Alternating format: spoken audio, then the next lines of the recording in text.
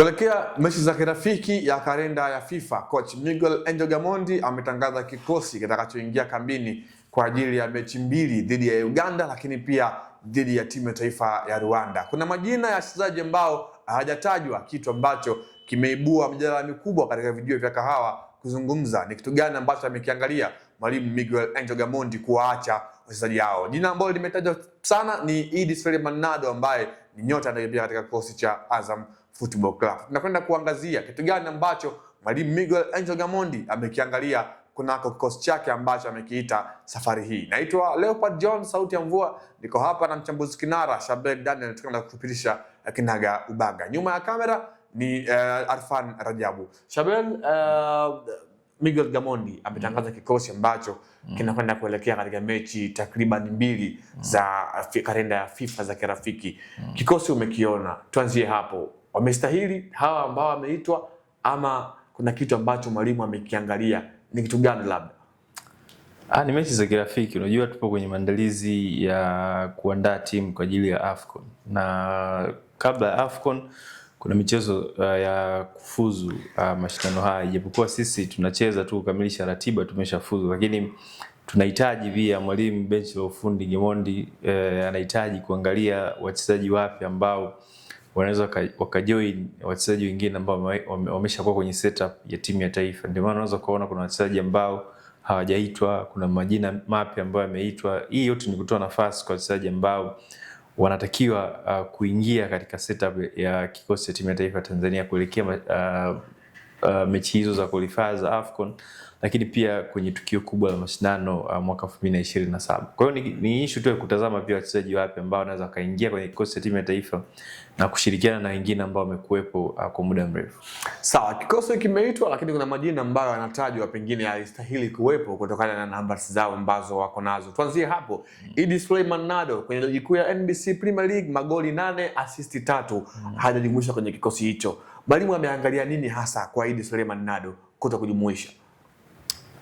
Sijajua, siwezi mwenye majibu yake ni kocha mwenyewe ndo na majibu sahihi. Siwezi nikamuingilia kwenye kichwa chake nikaelewa kwa nini hajamuita Idi Suleiman Nado. Ndio maana nimekwambia inawezekana mwalimu anataka kutoa nafasi pia kutazama wachezaji wengine kwenye nafasi yake ambayo anacheza Idi Nado. Ndio maana labda hajaamua kumjumuisha. Kwa hiyo mimi nitastick na kile ambacho nakifahamu kwamba mwalimu ameita wachezaji tofauti, sura mpya nyingine, atawazame katika mazingira ambayo labda angewaita wale watu ambao tumewazoea kuona katika vikosi vya timu ya taifa, wangetengeneza nafasi ngumu kwa hawa wachezaji wapya kuweza kuonekana. Ndio maana alianza kufanya hivyo kwenye international break ya mwezi wa 3 kwenye zile FIFA series kule Rwanda. Aliita wachezaji, kuna wachezaji sura mpya zilionekana, lakini pia kwenye hii kalenda ya FIFA ni wiki moja almost na siku kadhaa, mechi mbili ambazo unaweza kusema hazina umuhimu sana. Anajaribu pia kuangalia na kutazama wachezaji wengine. Kwa hiyo sijui nini kimepelekea mwalimu kutokuita mtu kama Idi Nado, lakini ninachofahamu ni kwamba ameamua kuleta sura mpya tofauti na hizi ambazo zimezoeleka kwenye timu ya taifa ili kuwatazama zaidi na kuwapa nafasi katika mechi hizi mbili ambazo tutacheza huko Morocco. Sawa, tuje tuangazie kiufundi wapinzani wetu kwenye mechi za kirafiki, Uganda sambamba na Rwanda. Kikosi kilichoitwa kinaweza kikawa kinafiti kwenye mifumo ya mwalimu kulingana na wapinzani wenyewe jinsi ambavyo wamekuwa wana ubora huo? Kinafiti. Uganda tumecheza nao AFCON, Rwanda kidogo tuna muda tujakutana ukiachana na mechi za Sekafa. Lakini haya ni mataifa mawili ambayo kisoka Uganda wapo juu yetu. Rwanda nadhani sijaangalia sasa hivi tuko wapi, lakini nadhani tunawaacha kidogo. Inawezekana ni test nzuri kwa aina ya kikosi ambacho kiliitwa kujipima, kwa sababu ni majirani ya Rwanda, Uganda ni majirani zetu Tanzania. Kwa hiyo kwa kikosi kilivyoitwa bado naona ni kikosi kizuri tu ambacho kinaweza kaenda na kushindana, kwa sababu hata haya mataifa tunakwenda kucheza nayo ya Rwanda na Uganda nao pia vikosi vyao vina maingizo mapya. Mfano kocha wa Uganda Paul Puti kaita wachezaji wengi ambao ni kutoka nje, diaspora, ambao wanaingia katika timu ya taifa kwa ajili pia kutazamwa kama wanaweza kaingia kwenye vikosi vya setup ya timu ya taifa ya Uganda. Kwa hiyo nadhani walimu wengi kwenye hii international break ya mwezi wa 6 wanatumia hii FIFA international break kutazama zaidi wachezaji wapya. Tulikuwa tunazungumza juzi hapa kuhusiana na kikosi cha Kenya cha Benni McCarthy. Hivi pia kikosi cha Miguel Gamondi kimezua mjadala, tunakizungumza. Uganda the same pia wanazungumza. Kwa hiyo unaweza ukaona kwamba makocha wanataka kuona sura mpya, wanataka kuona talent nyingine mpya ambazo zinaweza zikaingia kwenye hizi timu na kufanya vizuri kwenye mashindano ambayo yanakuja. Nimekutajia hapo mwezi wa 9 tunaanza mashindano ya qualifiers za AFCON. Baada ya hapo timu zinaanza kujiandaa mashindano ya AFCON kwa mwaka 2027. Sawa, kukosekana kwa Captain Diego Mbwana Ali Samata, pengine kuna kitu ambacho kwenye timu kitapungua kutokana na kutokuwepo ama kukosekana kwa uwepo wake? Samata nahodha wa timu ya taifa. Kwa hiyo anapokosekana nahodha wa timu ya taifa unamkosa mchezaji kiongozi, lakini figa mchezaji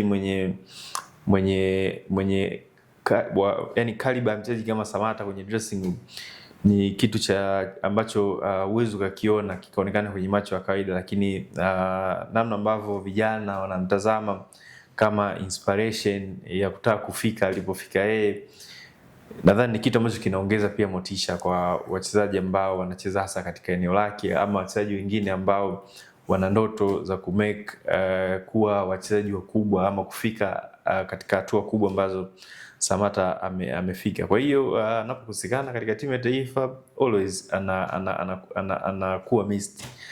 Uwepo wake watu wanaumisi kwa sababu ni kiongozi, ni nahodha, lakini pia ni mchezaji ambaye ni X factor.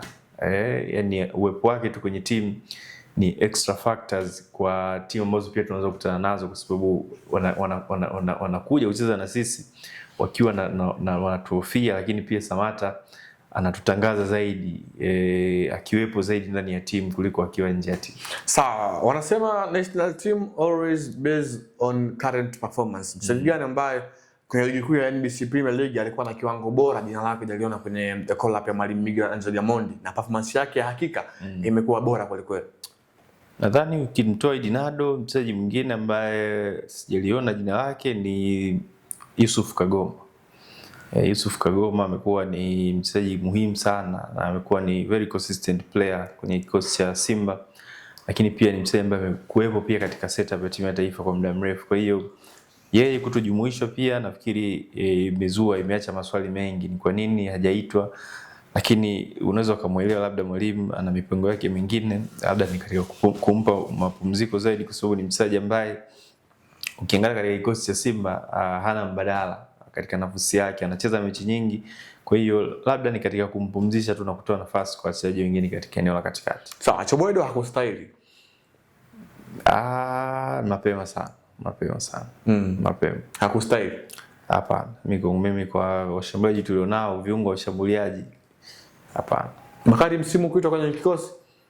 Bakari nadhani ameitwa. Ameitwa hajaitwa? Ameitwa. Deserved. Anastahili kabisa. Sawa. Hiko ni kuhusiana na kikosi cha mwalimu Miguel Gamondi kuelekea kwenye mashindano ya FIFA kalenda, ambako tarehe 5 mwezi wa 6 tutakuwa na mchezo dhidi ya Uganda, lakini pia tarehe 9 tutakuwa na mchezo dhidi ya timu ya taifa ya Rwanda. Kikosi umekionaje mtazamaji? Tuambie kwenye comment, lakini usisahau kusubscribe Anwar TV. Hadi wakati mwingine, endelea kuwa nasi. Anwar.